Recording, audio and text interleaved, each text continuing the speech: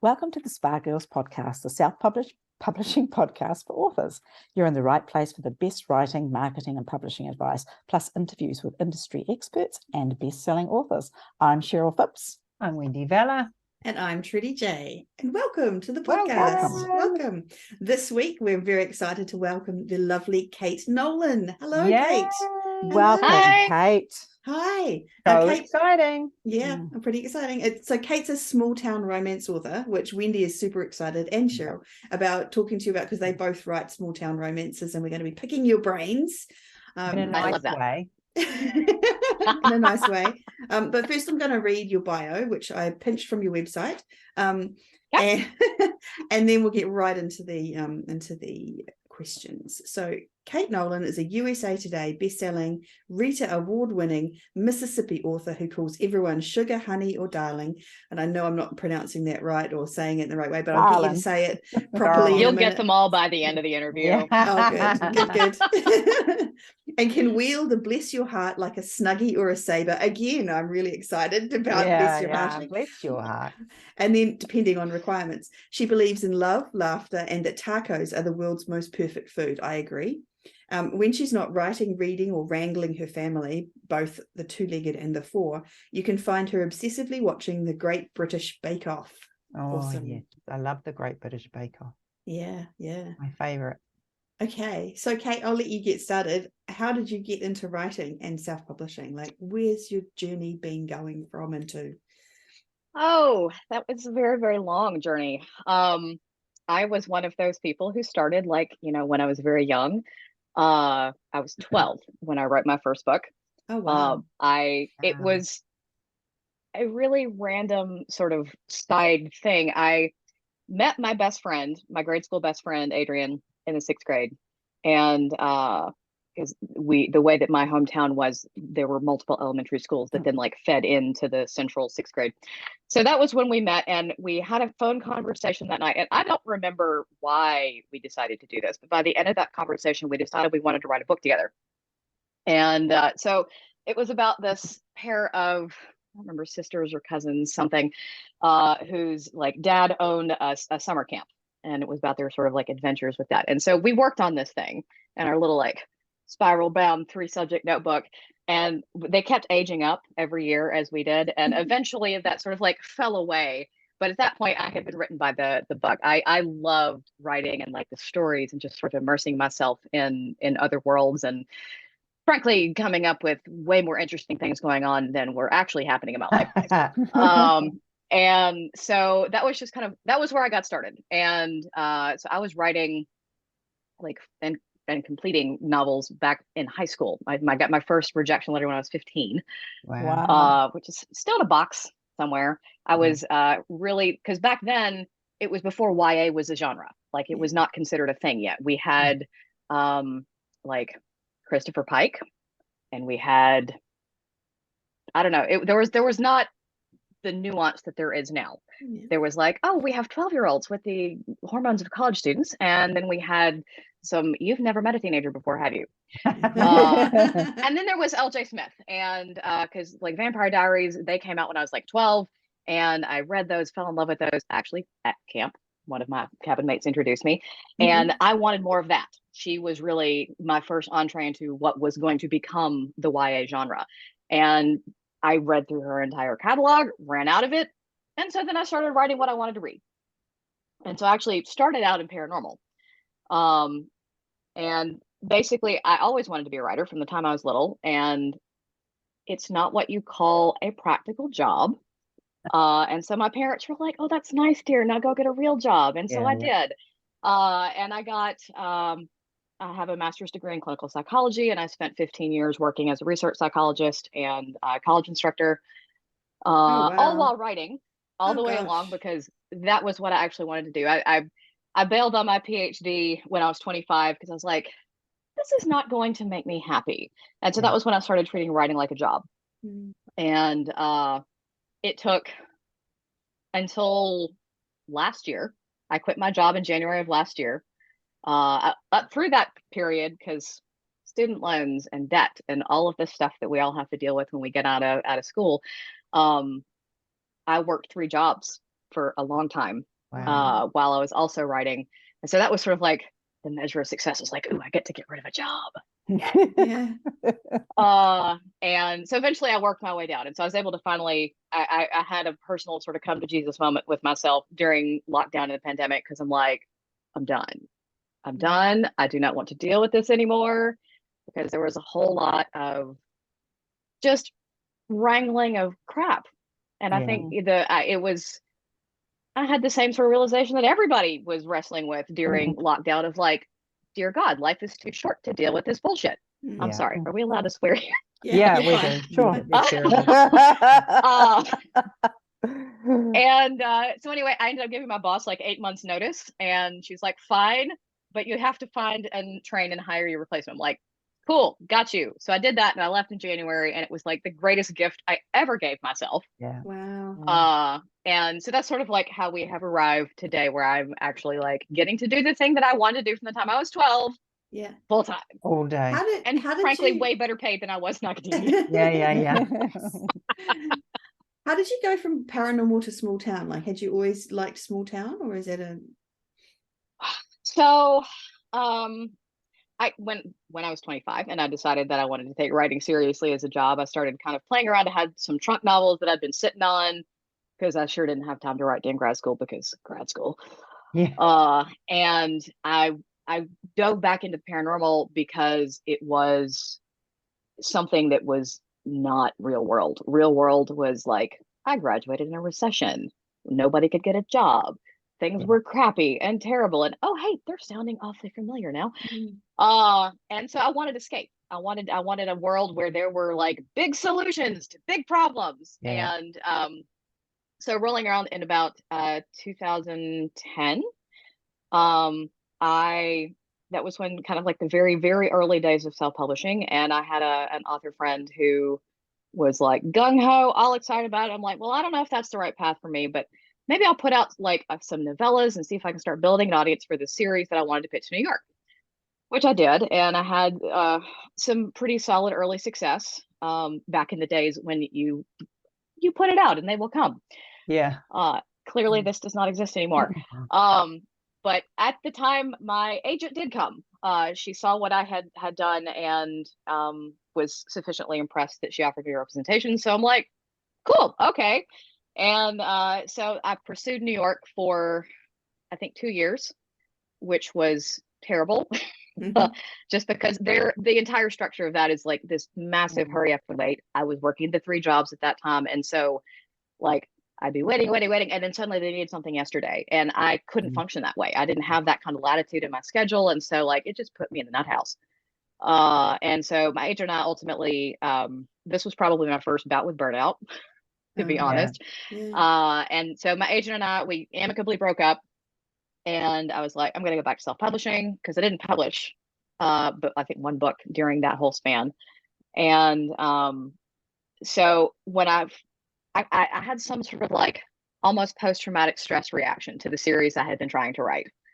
And I am convinced among creators that this is a thing, because I've seen this from so many people who've been through stuff, whether it's like dealing with, I don't know, the failing health of a parent or the pandemic or any number of things where we have these major stressful life events, and it gets like attached, all those emotions get attached to the work, and then we can't finish them. And so I ended up, it was Christmas, and I wanted to do something to play. And I love Christmas movies. I'm like, this is my Hallmark Christmas movie watching t-shirt. I'm that girl. And so White Christmas is my very favorite Christmas movie. I watch it every year. And I thought it would be highly entertaining to write a retelling of White Christmas where it was basically set against a stage production of White Christmas. And so that was actually what I did. I created this little tiny community theater that was like historic, and they were trying to save it. And this was where Wishful came from. This was the town of Wishful. And so I had like the second chance romance with my hero and heroine who had broken up for reasons, and their best friends get them back together by pulling a Phil and Judy. And it was just the thing that I wrote completely off the cuff because I wanted to, and it was fun, and I loved it. And by the end, I had fallen in love with the town. And so that was when I went back and wrote To Get Me to You, which was the very first book, technically the first book in that series. And then it kind of went from there chronologically. But that was how I made the jump, was that I was burnt out and I needed to do something for fun. And it turned out that that was where my voice was, because I wasn't having to fight. I wasn't having to worry. I just opened my mouth and that was my talking. I was it was coming out of my mouth and onto the page. And that's awesome. important. Yeah. That's vital when you write. Yeah. That you love I mean, what it you was write. fun because my editor like lit up and she's like, this is what you should be doing. I'm like, okay. That's awesome. Yeah. Well, that's great if an editor thinks so, because you know, who knows you better. And it comes out on the page, doesn't it, if you love what you write? It really does. It absolutely does. It absolutely does. I love that. And that's good advice for anyone. It's like, if you're struggling and you're finding that, maybe just change genre, maybe change something up, and you might find that it's exactly what you needed. Like, have a fun project, like keep something in the wings just to play with. It's not necessarily for sale. It's not for a strategic thing or whatever. I'm really bad about thinking, oh, well, it has to make money. It has to do this. It has to do that. No, just keep something that's just for you, because it's really easy in this business to get mired down in all of the shoulds and all of the this and all of the that and the business side of things, which is important, but there is no business without the art, and it is art. I think it's too easy for us to fall into the trap of feeling like we can be machines. Yes, because we're not. I agree 100%. totally. Okay, let's take a step back and talk. So you write these awesome small town romances, so I want to pick your brains all about that. So what, first of all, let's get a definition. Like, what is small town romance to you? So small town romance is more than just a book that happens to be set in a small town. Okay. Small town, in my opinion, small town romance is where town is character. It's not just the setting, it is the character unto itself. The best small town romance is like, it has a feel to it. It has a vibe to it, where your readers are going to know, like, oh, they can walk down the street and into the diner and there is Mama Pearl, and there is, you know, you have these characters that really resonate. And when you do it properly, that is when you start getting all of these, you know, fan comments of like, I want to move there. And that kind of a thing. The address, and so that was something that I did not set out to consciously do when I wrote my first series. That's just sort of kind of what came out. And I've pivoted away from that, not really on purpose. I've just been sort of exploring different things. The books that came after the Wishful series have been set in a different town, and I have several series that are set in that town called Eden's Ridge. And each of them had like a different grouping factor. So I had like a group of sisters, and then a bunch of their foster brothers, and then I had some military guys that like relocated there, and then some other military guys that decided to open a bakery there. And so there was a little bit more focus in there on those particular grouping factors. And I think the sort of the key, it really kind of comes down to world building. So like, if you think about, say, Harry Potter, J.K. Rowling does an amazing job through every single one of those books. In every chapter, on every page, there is something that makes it very clear to you that you are not in the normal world, right? You are aware that you are in a magical world, whether it is just some tiny thing like, oh, there's a flying key over there, or whatever it is. There is some subtle reminder to the reader on every page that is where you are. And I think that small town romance it's the same kind of thing. It's just a more subtle sort of thing, because in most cases, this is the real world, right? Or an idealized version of the real world.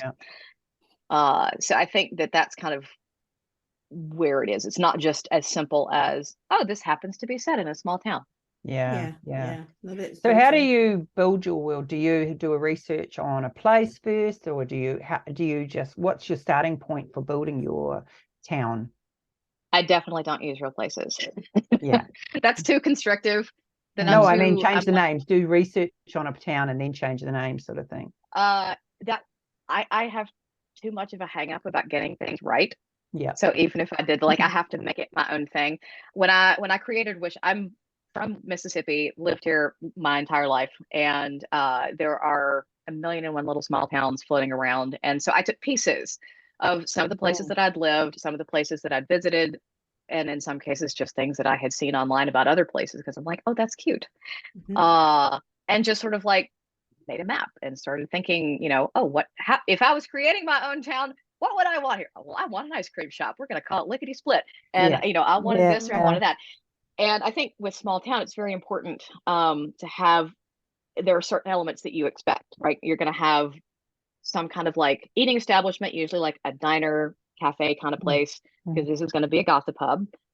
Could also be a coffee shop. You could have both. Frequently a bar, because this is where you're going to be going on dates in your small town, because what the hell else is there to do? So you have to have like the hubs. You figure out where your gossip hubs are, because gossip is an inherent part of small town romance, whether you are landing on the sort of fluffy positive side, which is where I tend to hang out, or the more angsty negative side of never being able to escape your reputation there, which is, there are a lot of folks that are operating on that side of the fence and doing quite well for themselves. But yeah, gossip is currency in small towns, reputations, everything in small towns. And this is where conflict is built. And so you have to think about sort of the settings for where you want to have, your people hanging out. And so you create these set pieces. And even if you don't necessarily, like, I think for my first town, I straight up, I have a map somewhere that I drew out with like all the businesses, what are the streets, what's next to what.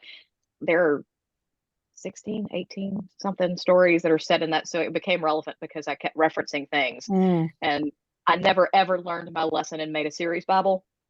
Do as I say, not as I do. Series Bible, you will thank yourself later. Wow.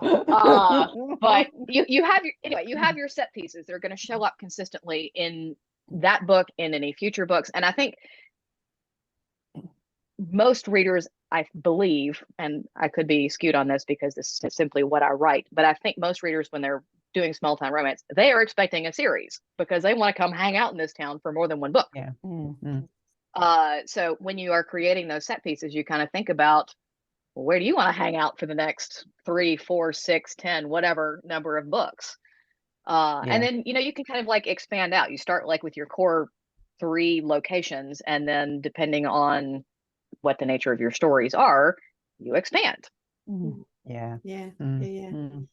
there a difference, do you think, like, so you're talking about all these things like needing to have a diner and a bar and whatever, is that what are the readers expecting? Like, what are the reader expectations of a small town romance? What are they getting out of there being the diner that's the gossip hub, or the bar with it, like, what are they, what's their journey? I think it varies, and I think to some extent there is going to be differing expectations based on where the small town is set, because like I write Southern small town romance. This is very different from like, I don't know, California small town romance, or New England, or in New Zealand, or because the nature of those small towns is different. But you also have to find those like universals, which small town gossip, that's one of them. But I think the things that they are expecting, they're going to be expecting gossip. They're going to be expecting the idea that everybody knows everybody, even though that's not actually how it works in a small town.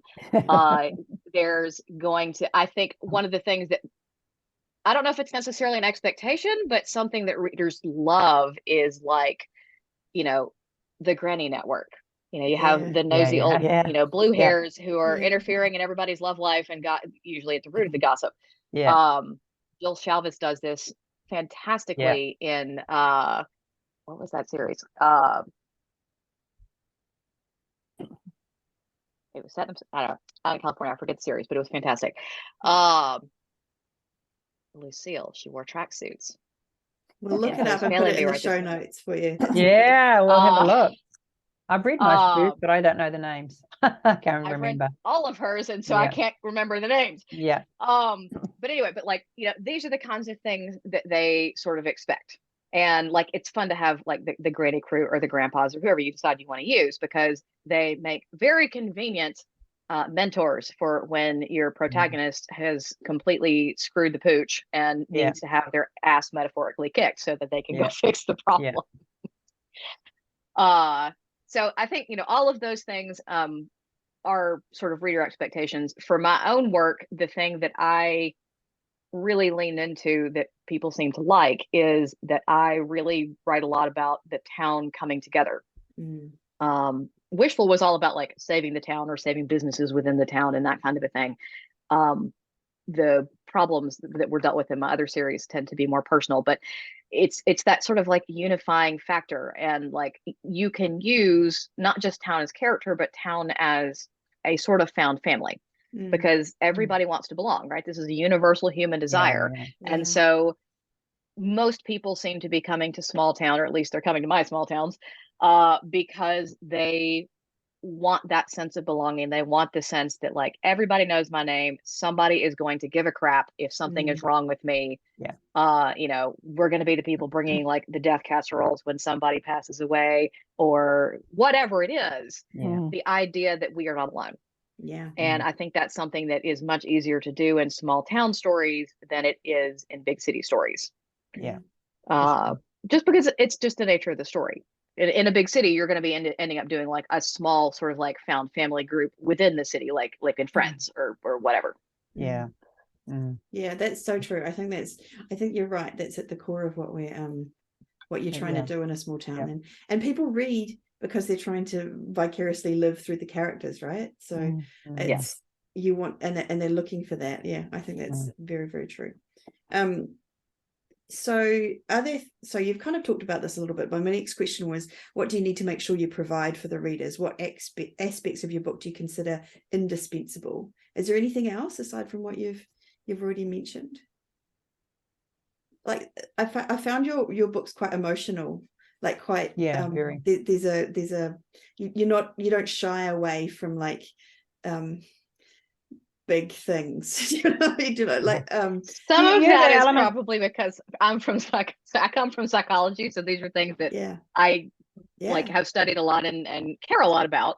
I think like you see the gamut. You know, there are some authors out there that are writing small town romance that are complete fluff fests, and they're wonderful exactly for that.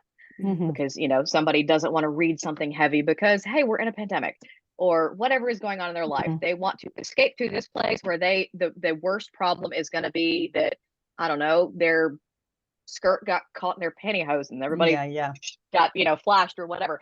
And so I think you have everything from the gamut to way, way angstier stuff than I write, with like very, very, you know, serious dark side of small town kind of stuff, because it's not all sunshine and roses. No. So I think there is a reader for everything, depending on what it is that you want to write. You use suspense quite as well, don't you, in your books? Use the what now? The suspense element. Oh, I have done that in some of mine. It's something I want to play with under a different pen name a little down the line, now that I'm about to have time to actually work on that. But I have incorporated in a couple of my series a sort of suspensier element where I wouldn't necessarily classify it as like full-on romantic suspense, because the suspense is not like the driving element of the plot. But it is definitely fun as an excuse to push people together who might not otherwise be pushed together. And to like up the ante and up the stakes in the narrative. I find that fun to play with. Do you think that's something that small town readers are open to, or do you think it's better to avoid? Or, you know, how did those suspense books go versus the ones that weren't suspense, or it wasn't a problem? I think that depends on the reader expectation you establish. The first time I did it, they were like, wait, what now? Because I ended up, basically what happened was I had the couple that is the first couple in my Wishing for a Hero series. When I kind of went through their story, and I knew that their story had some, just frankly, some dark shit in their background. And I was like, this is too dark for the core series that I have written. And I knew that if I wrote that story and made it a part of that main series, well, that was going to violate some fluffy reader expectations. And so I spun it off and have this sort of light romantic suspense spinoff series that has 4 books. And so there were some readers that were like, not here for it, because that was not what they were. And then there were others who were like, ooh, give me more. So I think, you know, again, it depends on what your expectation you have established. I wouldn't like chunk that in the middle of something that's completely different. But otherwise readers are like, sure, I'll give it a try. Yeah. Yeah. That, You that know, kind as of long as you, sorry, go share. I was was just going gonna to say, as say- long as you continue to have those elements Mm. that you would have regardless, I think that's still going to satisfy their yen for small town, because sometimes you do want to see like what's below the surface. I am personally fascinated by all of the potential conflict sources in a small town, because secrets are everything. And everywhere. Yeah. Yes. I just wanted to talk about the reader expectations that readers expect from your books in particular, and the fact that you have right in the front of your book, when people are going to do that look inside, and they're going to see, basically it's a disclaimer, isn't it? It's saying that you're going to say some words that people aren't going to like, perhaps some words that people don't even know. Yeah. And you make no apology for it, because you're saying to them, if this is not your cup of tea, then move along. Because, And you refer them basically, to yes, sweeter books too. yeah, you have a link there for so books of that. basically how that happened, when I first decided to make the jump from paranormal to contemporary, I was like, oh, I have no audience for this. I should build an audience for this. And so I wrote this short series of meet cute romances, which were these like novelette sort of length stories that were more or less like an act one. So it took you from like meeting through, hey, let's date. And so by the nature of the stories, because it was just the, hey, let's kind of see where this goes, there's never anything more than kissing. And so I ended up with a lot of readers who prefer things on the sweeter side, and were not expecting the escalation of, you know, full on-screen sex scenes. And then we're getting into my books and having heart palpitations, some of which they felt compelled to leave real ugly reviews, and apparently their mamas did not tell them if they couldn't say something nice, don't say anything at all. Yeah. So, that was also kind of paired with the point when Amazon started allowing readers to submit quote unquote errors. Oh. And I'm Southern, and we use a lot of colloquial speech in the South that is not strictly grammatically correct. That is still how we speak. Yeah. And so I got tired of having a bunch of my normal dialogue reported as errors. And so I was like, okay, we're going to tell people exactly what they're in for. And it's worked very, very well for me. It cut down a lot on a lot of the folks who just simply were not my readers. Like, there's nothing wrong with people who don't like those things. That's completely fine. I just want them to know on the front end, yeah, I'm not for you. Please go read these other things. They're going to be more to your taste. I love it. I love it. Yeah, it sets things up so cleanly. And the fact that you leave this link there for them to go and read sweeter books and leave your stuff alone is, you know, it's great. It's great. perfect, Really good. And I think some authors would be scared to do that, because they'd be like, oh no, I want to gather all the authors, but actually all the readers, sorry. Yeah. But actually we only You don't want them all, I promise. No, yeah, no. no. And You don't only want the leaving ones who are going to like your books, you know. You don't want them leaving or reviews like for that, whom do that- you? Yeah. And you know that they don't hesitate through the privacy of their screen to actually go for you, you know, and that's the thing that amazes me constantly, that someone feels they can sort of come at you like that, you know. Yeah. It's amazing. There are a lot of judgments made about authors because of things with their work. I don't tend to be particularly political with my work, because that's not generally, I feel, the point. But every now and then I feel like I need to say a thing. And one of the books that I published last year was my personal love letter to the post-Roe world that I find myself in. And I wanted to put a face, multiple faces, on a problem that in my country is way too often oversimplified and artificially dichotomized. And I did, and I put a warning letter in the beginning. I put a letter to readers at the end, expressing my opinions, because I want to make them think. I'm not telling them they're wrong. I want to make them think. And that was the point at which I turned my email over to my PA for screening and stopped reading reviews, because a lot of people had a problem with that. Yeah. But that's fine. You don't regret doing it? Not a bit. Yeah. That's cool. That's good. That's cool. It was a story that I needed to tell for my own whatever. And I feel like I did what I wanted to do, and I got I have no idea how much is getting screened out, but I'm getting a lot of very positive responses Mm. that I did not necessarily expect from a That's certain cool. generation. That's awesome. Yeah. That's good. I mean, that's the thing. Like you're not. It's not going to be universally popular, and there's people going to have.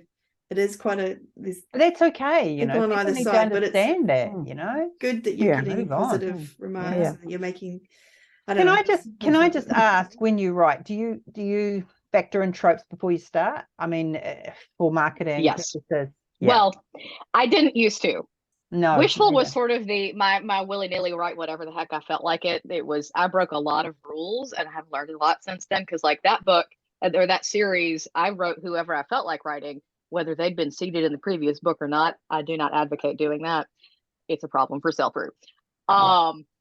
Now I have learned better. And so yes, I generally start with tropes. I start looking, I'm thinking about universal fantasies on the front end.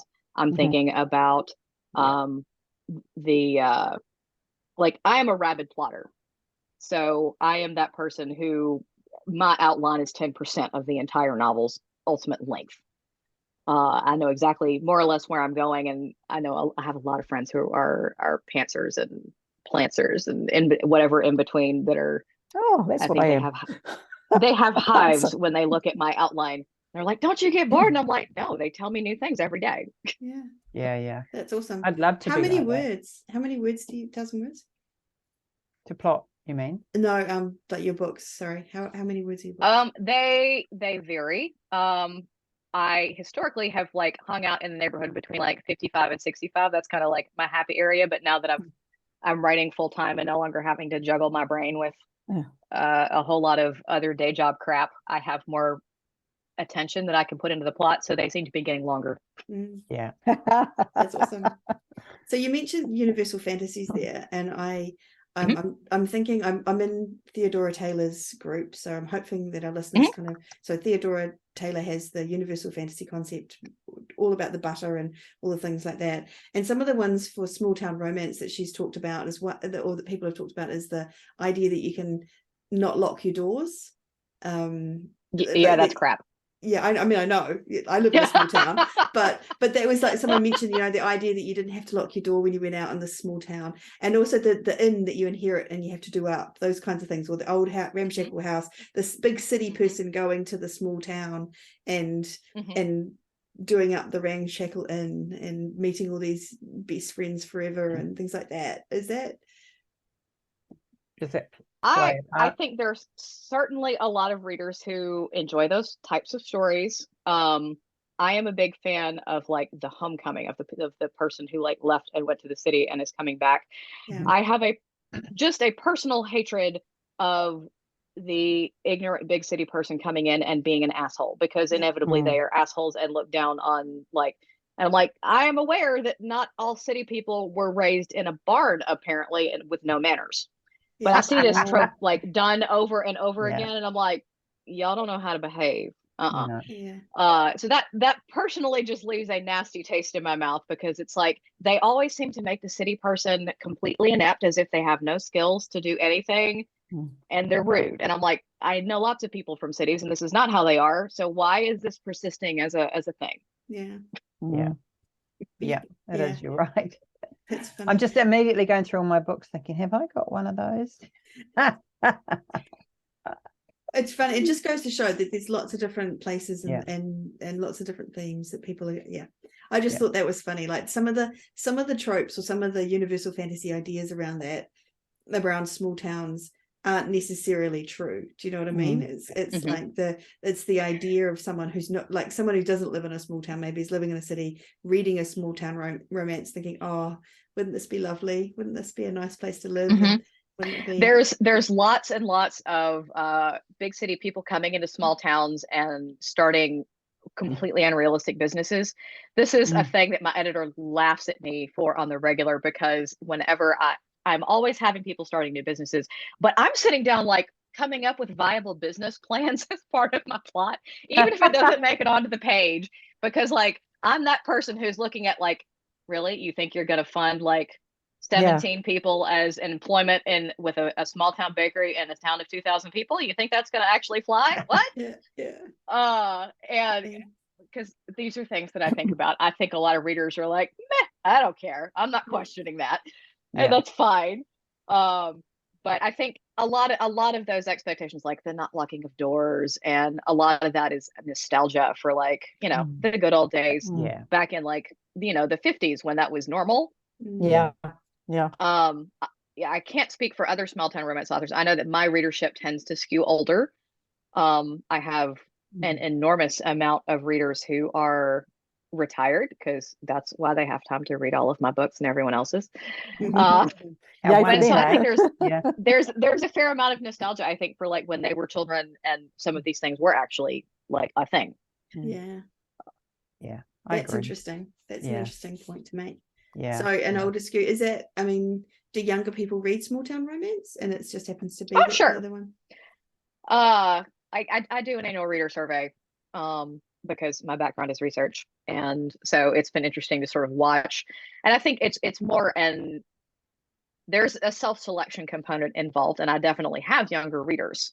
I think the younger ones are not necessarily filling out the survey, and they're not necessarily the ones that are reading, like, every single book because they don't have time. They're busy, trying to pay off their student loans and earn a living and all of those things. And so I think there's a degree of sort of automatic self-selection there, just because of who has time to read. And you're seeing a lot more of the big booms in other genres, like on TikTok and all of those kind of things, which seems to be where the younger folks are hanging out. And the ones that are, as far as I could tell, the ones that are really taking off over there, the ones that tend to be on the steamier side. The focus is more on, like, the steam level and the tropes and that sort of thing, rather than, oh, hey, this is a small town that I want to go hang out in. That's interesting. So sex scenes in your books, are they, like, typical of, like, 1.5 to 2.5 or something like that, or where do you start? They've evolved. They have. They've evolved. Like, when I was because I'm Southern, right? We're very, like, I grew up in the heart of the Bible Belt. Good girls don't talk about that. No. At least not without a picture of margaritas and my girlfriends. And so, like, it was this thing that, like, I angsted, and it used to take me days to get through, like, this very short, sort of not that racy sort of scene. But as I've gotten more comfortable over the years with actually expressing the language and figuring out how to do it where it's not just a very simple, like, insert tab A into slot B, it's become something that, like, because I actually went through a phase where I'm like, maybe I should try to write, like, closed door, and then I found that I couldn't do it because I was missing the emotional beat that functions as. And so it has evolved, and so I've gotten hotter, I guess, as I go, just because I am more comfortable with the whole process and less awkward about sitting down and writing them. But there's also this is a permanent irritation of mine. We need a word for the middle. Whether it's, like, it's not sweet, it is not, like, uber steamy, it's sexy. It's like sweet and sexy. We do, actually. That's 100% true. Swixy. It is. A friend of mine coined that. I'm like, I want to make it a thing. So people, Swexy is the middle. Okay, that's the new movement. Sounds a little bit like sweaty. I'm just not sure I'm on board the Swixy train. Okay, that's a fair point. I feel like Please there must offer be an alternative. We need something. I like flexi. That's the truth. When you sign up for, like, an email newsletter, sign out, whatever, they're asking you, what heat level are you? Sexy? Are you, like, there's not that one in the middle. No. Well, what's hilarious is, like, you can look at the same book and find reviews from some people who are like, this is the sweetest, whatever, and then somebody else in the same book that's like, oh my God, this is, like, the most racy erotica. But, like, because people's, like, yardsticks are different for that. Yes. That's the hardest thing, isn't it? Like, what people so, like, is different. Yeah, exactly. You can take my raciest book and hand it to some reader who is over here reading, like, I don't know, Menage or something, and be like, oh, that was really sweet. And somebody else is over here clutching their pearls. It's a wide range. What do you do? So true. So is there anything else about the writing of small town or the general stuff about being a small town writer that you could that you think a newbie should know before we move on to the marketing kind of Fun with it. yeah. Like you want readers to fall in love with your town, so figure out why you're in love with it. Yeah, that's good. Awesome. I like that. Yeah. Okay, so let's start on your marketing. Make it a place you want to live. Yeah. Yeah, exactly. Yeah, if you don't want to live there, why would anyone else? Yeah, exactly. Yeah. So do you have a newsletter then? Let's talk about that. Absolutely, yes. Yes. So how do you use it? What do you do? So because of the 3 jobs that I was working for all of the years, I did that was 10, 12 years. Newsletter was the thing that I could control.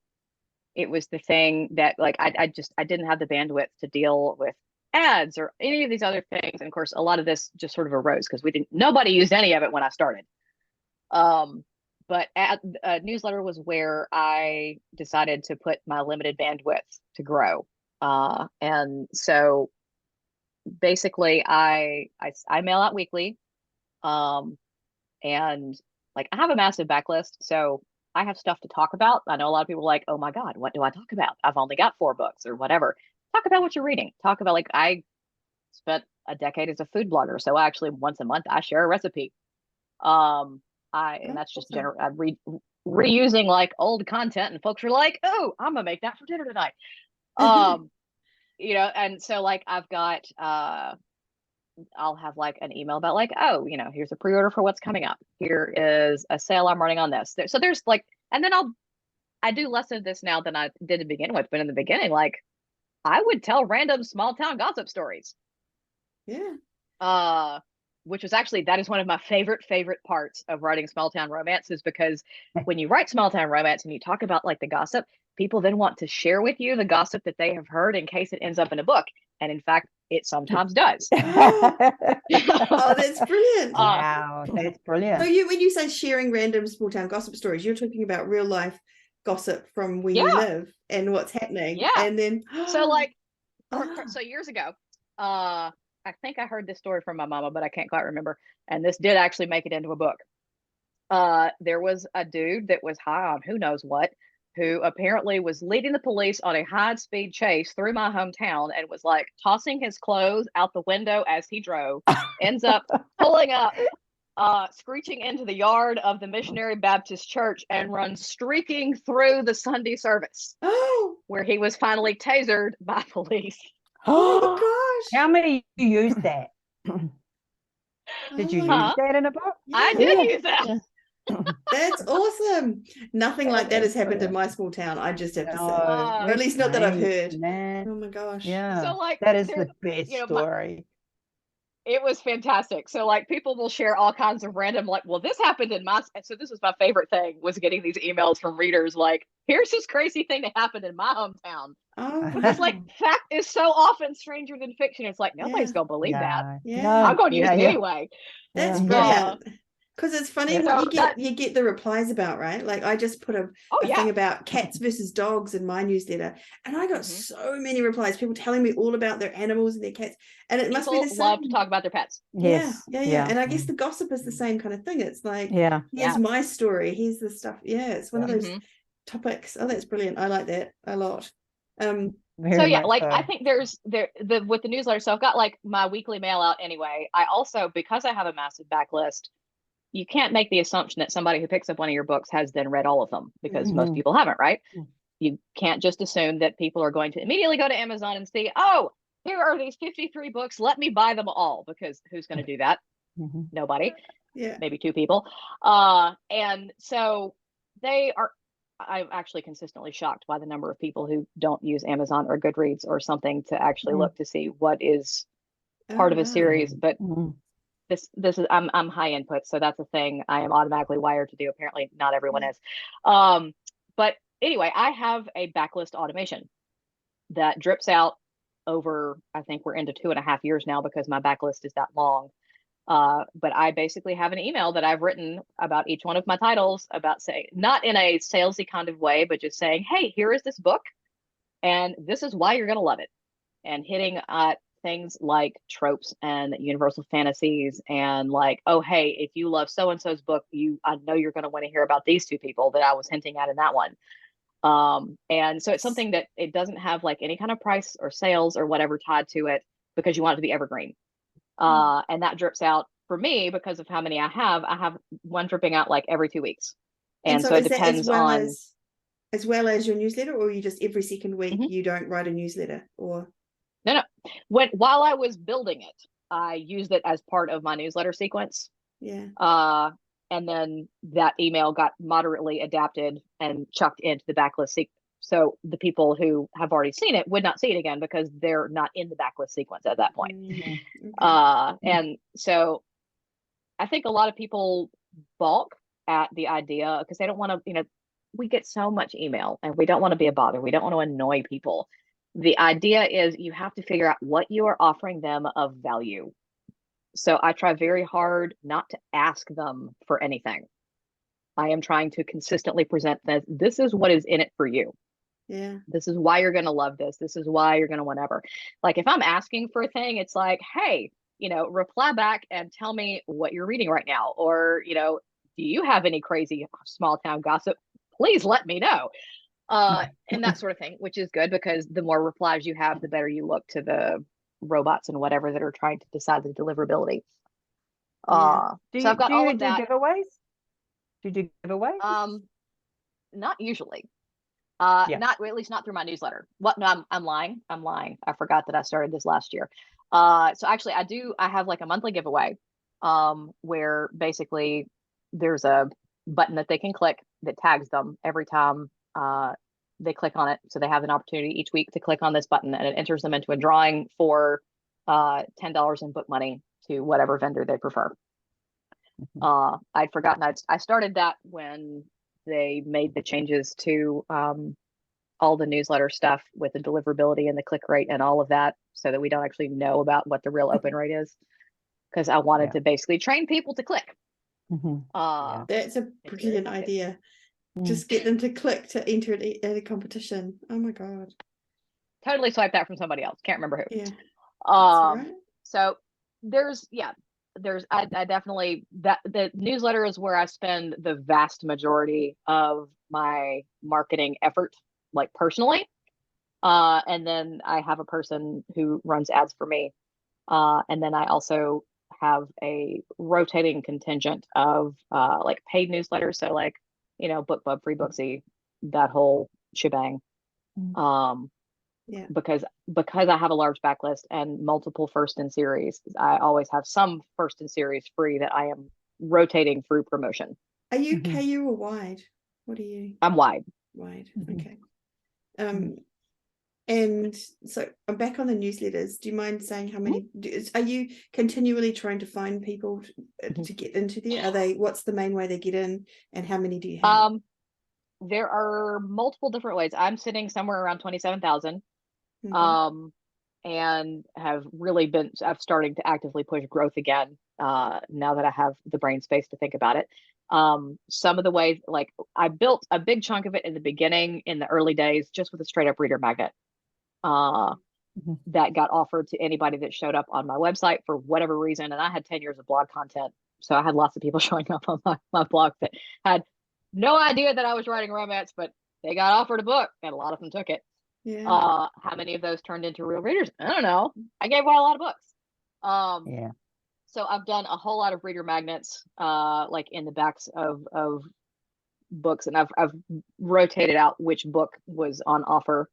So there are several sort of old links that are hanging out in old books, depending on when people bought them, that they could still migrate onto my newsletter there. I have done a lot of like newsletter swaps with other authors. I've done some of those book sweeps, sort of contest things. I've done some of those. I don't find that those are as good a readers, just because they're more there for other things, which is, fine and fair. If you segment out, you can warm up that audience and get the good ones out, and the others will kind of fall off. One of the things that I have only just started doing that's been hugely popular for a lot of other authors is writing bonus epilogues. This was something that I never did before.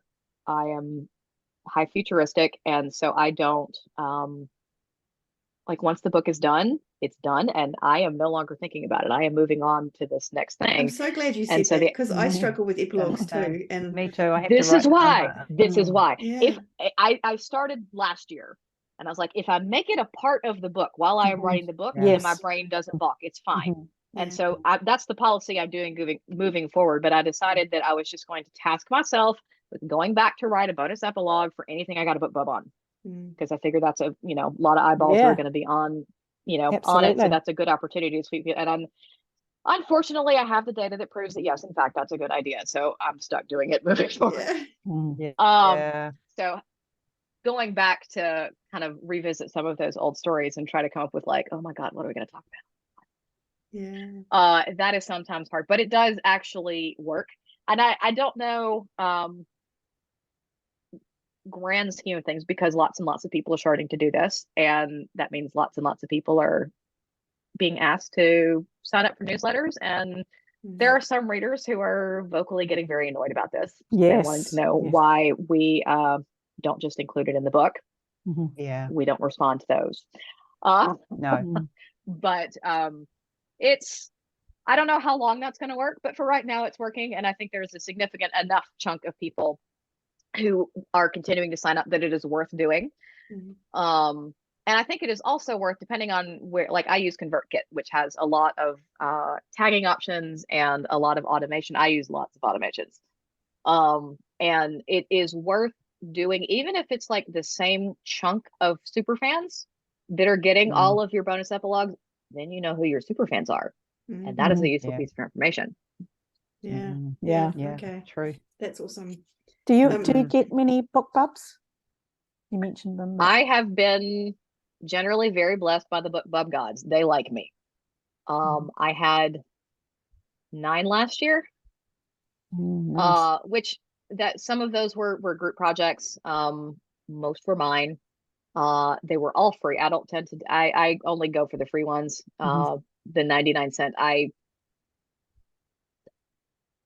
Particularly now that the USA Today seems to have gone away. I am not sure what the true functionality of pushing a 99¢ deal would be, because you're going to, assuming it has somewhere to push to, you're going to get more eyeballs on it statistically with the free download. That has been my experience. But I've been very, very, very fortunate in, and the winds may change tomorrow. We don't know. But right now I've been extremely fortunate, and I try to, in the little comment box when I am applying, I try to, again, I'm telling them what's in it for them, or the reader, so tropes, universal fantasies.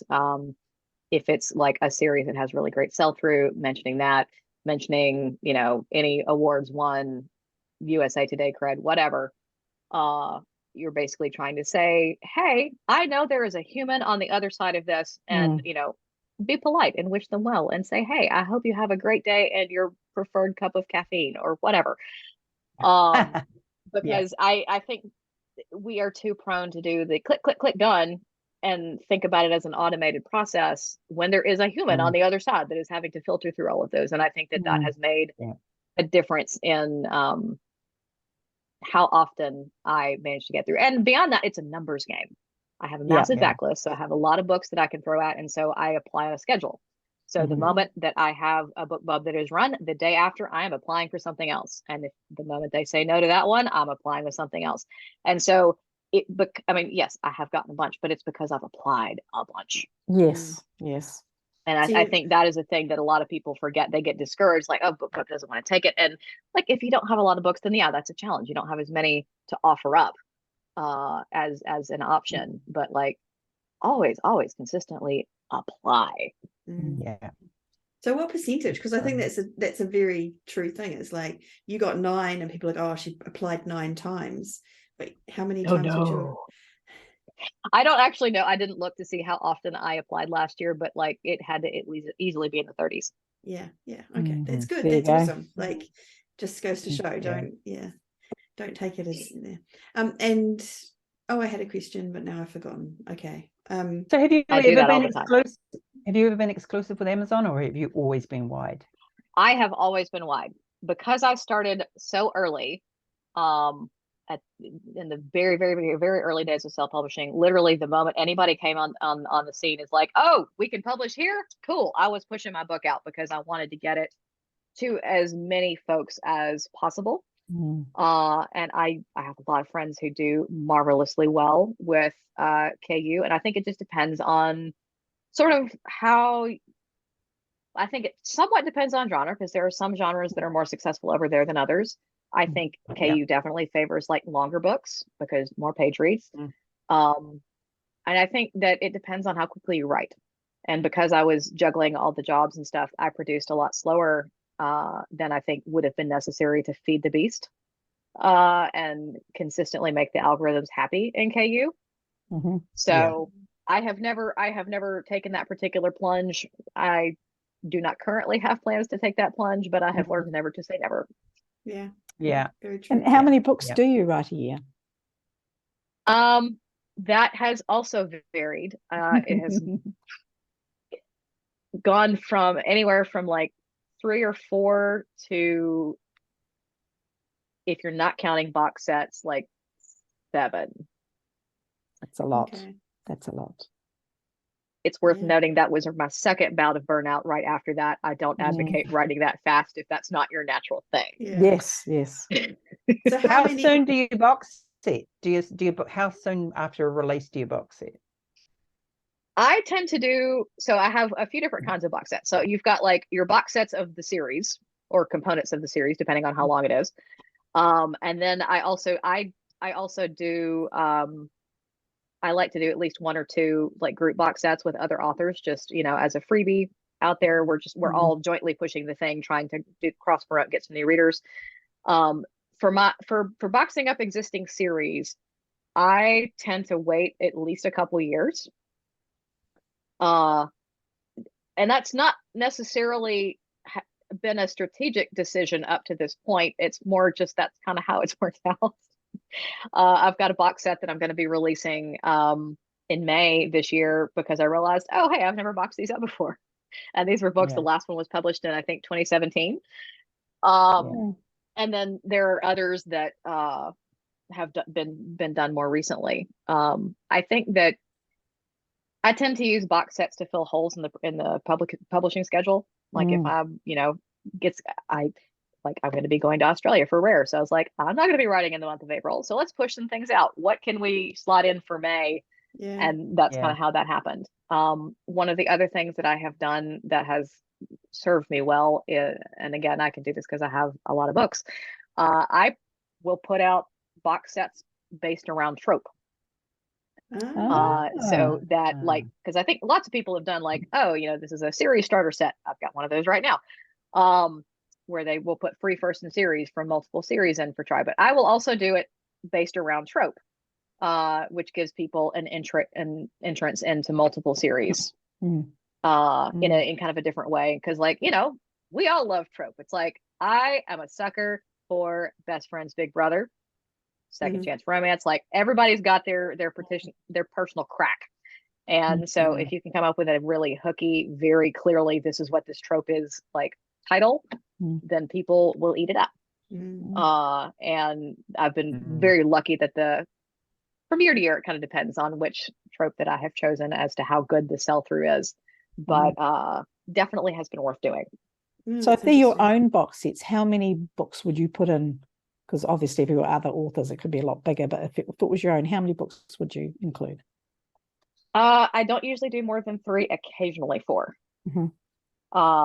For a free one, that's usually as much as I feel comfortable. Like I am not afraid of the power of free. I have given away a ridiculous number of books over the years, and that's been a huge part of how I have built my readership without because I wasn't doing ads before last year. Right. Being able to hit 6 figures without touching ads is something that is uncommon. So that's kind of one of those pieces of general advice. Everybody's like, oh no, you have to this. No, you don't have to. No. It may be harder and it may take longer, but it can be done. So, and then for box sets that are going to be like for sale in particular, I don't usually do more than 3 or 4, simply because Amazon's got that stupid cap at the $9.99, and it's otherwise not financially worth it. Yeah. So do you have your books perma-free, or do you just put them to free when you want them? It varies. So I have some books that, like the first Wishful book was perma-free for about 5 years. Like, and I did a parade of a million different paid newsletters, just, you know, consistently pushing it out. The first Misfit End book was free for 3 or 4. Eventually, you know, even if you rotate through those on a schedule, and I do, you, even with them adding new readers, you eventually reach a point of diminishing returns, right? So when I reach that point of diminishing returns, like, okay, now it is time to start rotating through the series. What is free? So basically, I tend to have a book that is like first in series free, the lead in, like this is going to be my big perma free for the year. So right now that is Mixed Up with a Marine, the first of my Bad Boy Baker series, because that was my big series last year. And so right now people are loving it. Sell through is really great. And so I want to funnel all of my first in series people there. But I also, over the course of the year, depending on what I end up landing a book bub on, will then do a rotating series of free. Sometimes that's a first in series, sometimes it's not. It just depends on what they decide to take. And so then I will leave that free for at least 6 weeks, sometimes 2 months, because that's usually how long I can milk the tail of a book bub. And then I'll rotate to whatever the next thing is. So at any given time, I usually have anywhere from 3 to 6 titles for free. And I have a page on my website for freebies for anybody who's like on a budget. And that's actually one of the things that I do in my welcome sequence to my newsletter, because I do have so many readers that are older and retired on fixed budgets and that kind of thing. Like they can't buy everything. And I'm like, hey, dude, I know that. Here's where you can get my books for free in a legal fashion. And, you know, then I point them to that and to libraries and so on and so forth, and explain, like, this is how you can request this be added to your library's collection. Kate, do you have any problem with Amazon, with any pushback with putting a book to free, you know, and taking it off and putting it on at different times? Not usually. Every now and then I'll get somebody who it's clearly their first week of work and they don't actually know how this shit works. And so that is usually the point when, instead of emailing, I pick up the phone and I call and I turn on the drawl, because they don't know what to do with this nice little Southern girl. And I work my way up the chain until I get to a human and be like, can you do this for me, please? Thank you so much. I mean, absolutely. How many it's so books have easy you got? to get. Sorry, I just wondered how many books you have actually published. 53. Did she say that already? I can't remember. I think 53. Oh, wow. She said it off the The cuff. last time I had to count, that's the number that's sticking in my brain.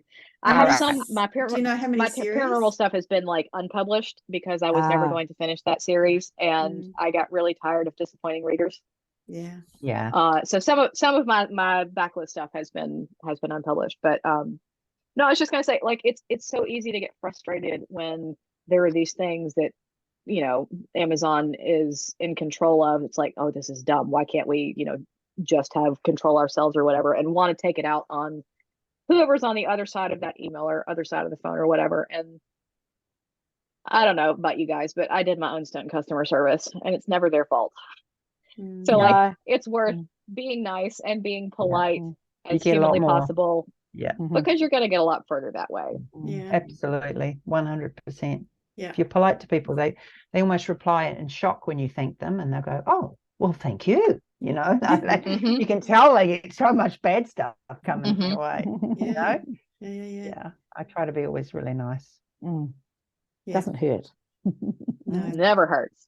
I know it sometimes feels. And then, you know, if they're ugly, then you can just bless their hearts and there you go. We were waiting for a bless your heart. I've been waiting for the darlings.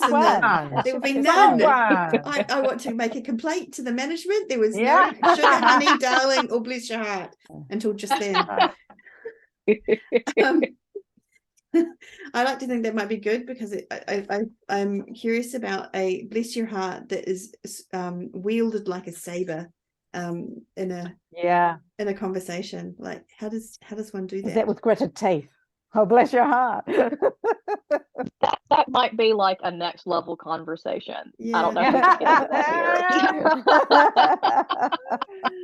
here. Yeah, I might well, be we have breaking been the talking a code of while. the Saturn if I revealed that. I could keep talking to you all day, and I feel like I've got more questions that I have to ask, but I feel like we might have gotten to We're the coming on an well hour, past yeah. our normal interview time. Unfortunately, We're going to have you back though, Kait, because yeah, we've got we'll have lots to have you more to back. talk to you about. I would be delighted. You guys are so fun. Yeah, that's Oh, awesome. thank you. So It's been a pleasure. Yeah. So for one last question, is there any piece of advice that you would give to someone just starting out in the self-publishing world? Like, just what would you say to them? Run. No, that was Wendy. Don't listen to her.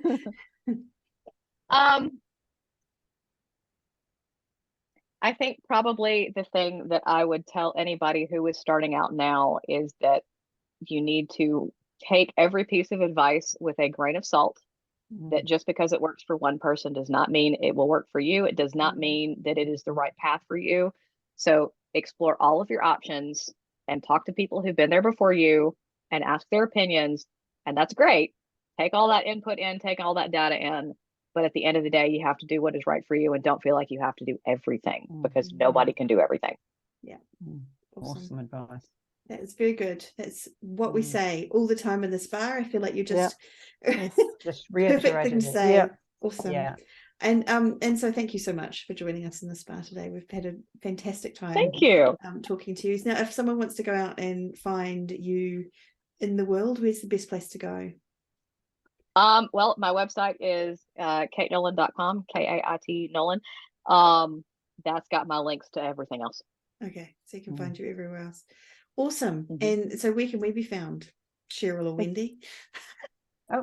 We can be found at spargirlspodcast.com, everywhere. And please, if you feel like supporting the show, we'd appreciate you popping into Patreon, and that's at Spa Girls Podcast as well. Okay. And that's awesome. Nice. Thank you so much. Really Thanks, good. Kait. Thank you, other Spa Girls. Thank you to all our listeners for being with us for another week. We'll be back again next week, but for now, keep farewell. well. Bye. Bye.